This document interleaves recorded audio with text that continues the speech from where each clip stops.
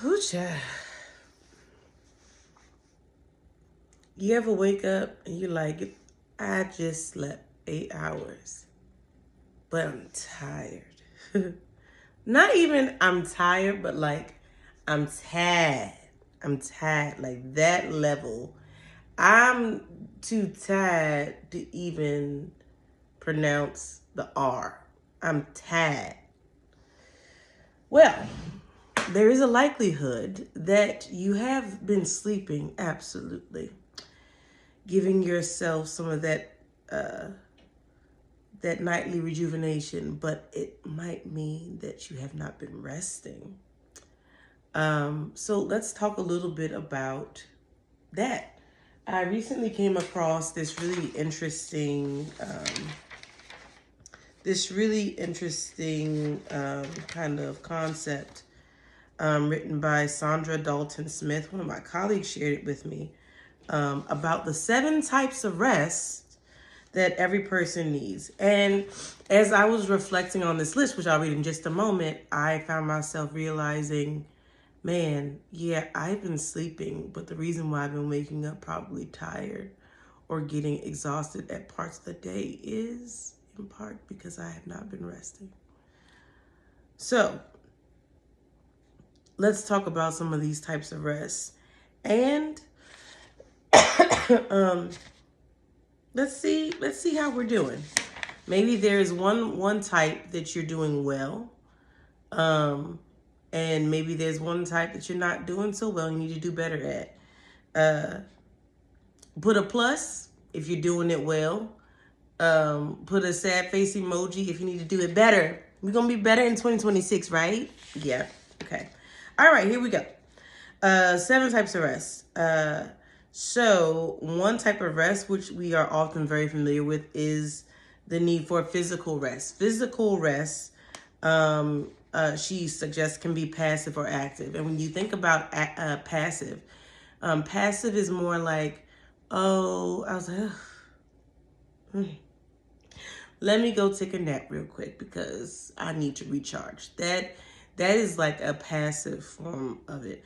An active form of physical rest is more so like things that create relaxation for the body, but you have to engage it intentionally to do it, like yoga and meditating and things like that. All right.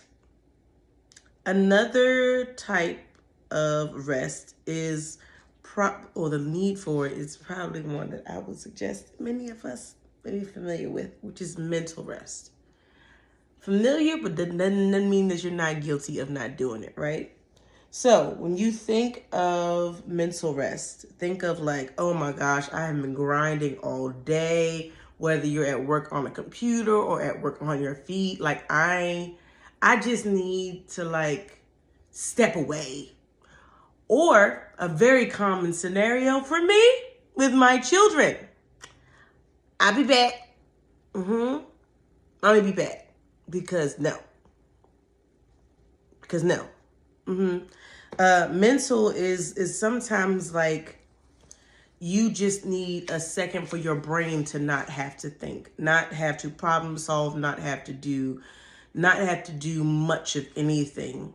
Sometimes I would say that we probably find mental rest in doing things like our infamous social media scrolling.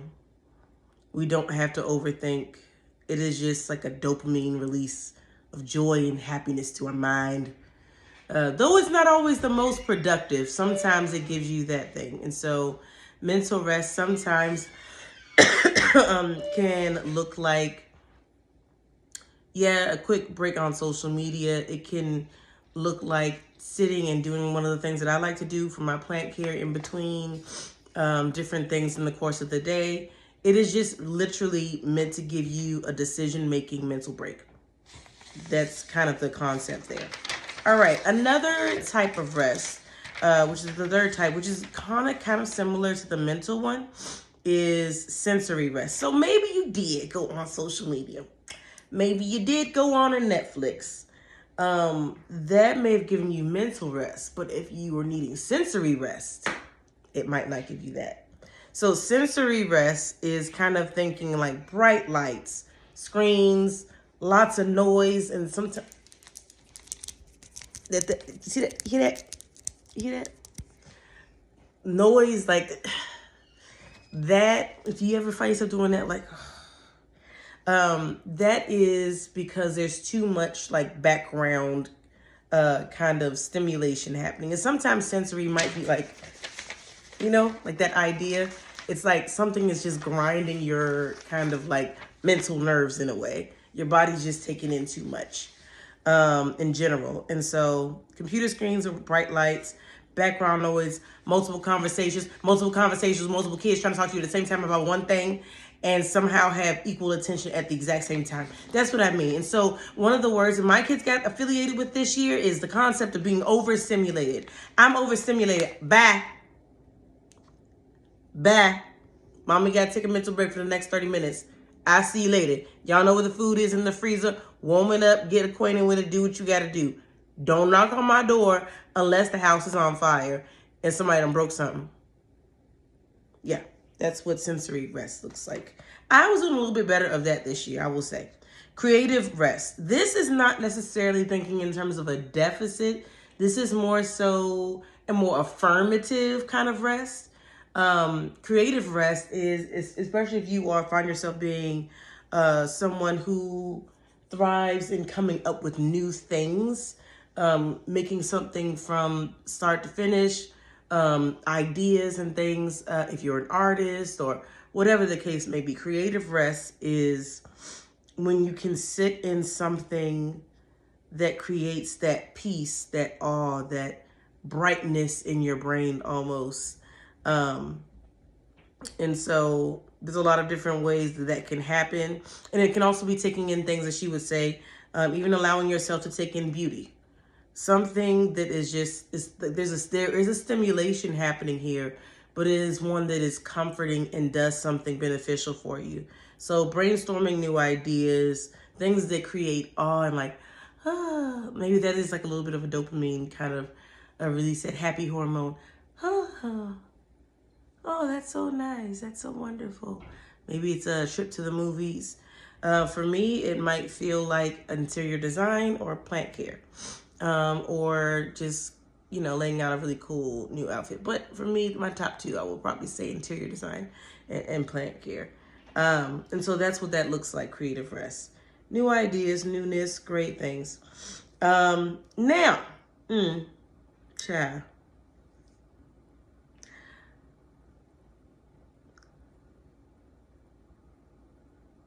I don't know if it's you or me or some person. It's not the two of us, but the next one is the emotional rest. That means, as she would say, I quote, having the time and space to freely express your feelings and cut back on people pleasing. Yo, she is stepping on corns, bunions, and all the things when she mentions that. Emotional rest. She would suggest that this requires you to be very authentic. Not the, how you doing today? Oh, I'm doing great. I'm doing good. Everybody always says I'm doing good, even though they know that they stubbed their toe on the way out the house.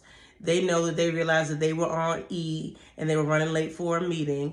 They realize, you know what I mean? The baby just dropped a whole load as soon as you put them in the car seat to drop them off at the daycare, and they got a cutoff time. Like, it's like,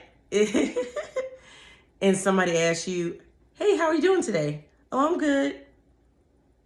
That is not emotional rest. It requires some degree of not just acknowledgement, but respect. Put some respect on how you actually feel. And so it's that. And so there's just some authenticity with it. But then there's also, when you're able to confront how you're really feeling, it allows you to address it more effectively. And that's kind of baked into there too. Along the lines of emotional rest is what she would call also, which I really appreciate this one, social rest. Remember I mentioned all those crazy scenarios. Some of them involved other people. the things that involve other people that drain us. Sometimes we need a reprieve from that. Sometimes we need to be restored after that. That is what she would describe as social rest. And so just taking a beat if you need it, but more so, not just that. There's an emotional tie here too. There are some people that uplift us and restore us and give us good vibes. And there are other people that drain the mess out of us. Not because they're like toxic, but some are. Like babies, that can be draining, right? Like a child that's under 6 months old, or like a newborn child, right? That can be draining in some ways, but also cultivating in other ways, because you see the little cute, juicy, chunky cheeks anyway. But social rest, she would think about the relationships that uplift us and restore us and the relationships that exhaust us. And sometimes it may just be a season. And sometimes, baby, you might be the person, so you might have to make an exit plan for them. The final one, in terms of rest, is what she would describe as spiritual rest. So, and that is like this ability to connect beyond the physical, mental, into a deep sense of, I like the way she describes this, a deep sense of belonging, love, acceptance, and purpose. Girl, child, whoever you are, I know my God does this for me every single time. And when I read that, I think of him. And I think of tapping into my word and doing devotionals and things to help me to sit and ground myself into that truth about who he is and who I am and how he loves me so. Right? Creating space to sit in that truth, to live in that truth, to course correct the thoughts and the things around you that want to tell you one thing, but no, my God says that I am this and that he is this and that we are this and I'm great. That is where things like, if you are a believer, going to church or going to some sort of spiritual space to give you that spiritual restoration, where that comes into play. Sometimes this is really sitting in deep community with family and things like that. It's not necessarily the people. It's what this sense of, if you are deeply rooted in this concept of family, and that is, or friendships, and these are deeply important to your sense of belonging. It's more so moving away from just a social interaction and more so leaning into something that makes you feel a deeper level of significance and value, right? That is spiritual rest. I often like to enjoy spiritual rest. I do enjoy it in a communal sense, but I also like spiritual rest, and I would encourage you all to do this as well, in a more personal way. So that is for me daily devotional. That is for me sitting and reflecting. For you, it might be journaling, and putting certain things out into the atmosphere, prayer, whatever the case is, whatever it is. It might be a social or political cause that gives you that deep sense of goodness, love, belonging, that type thing. You know what I mean? The things that make you go, that type stuff. So that's all I have to say for today. Longer video, but I really wanted to share it. Again, this is, I encourage you to go and read it, The 7 Types of Rest That Every Person Needs by Saundra Dalton Smith. I actually really appreciate this writing. I encourage you to think about these things, think critically about these things. If you feel like you got all them on lock, I love that for you, boo-boo. But I would like to see in the comments, again, put a plus next to what you feel like you do really well, and put a sad face next to something that we in 2026 are going to do better. Love you so much. I hope you have a wonderful, fabulous, absolutely spectacular morning and rest of your week. Have a great day. Bye.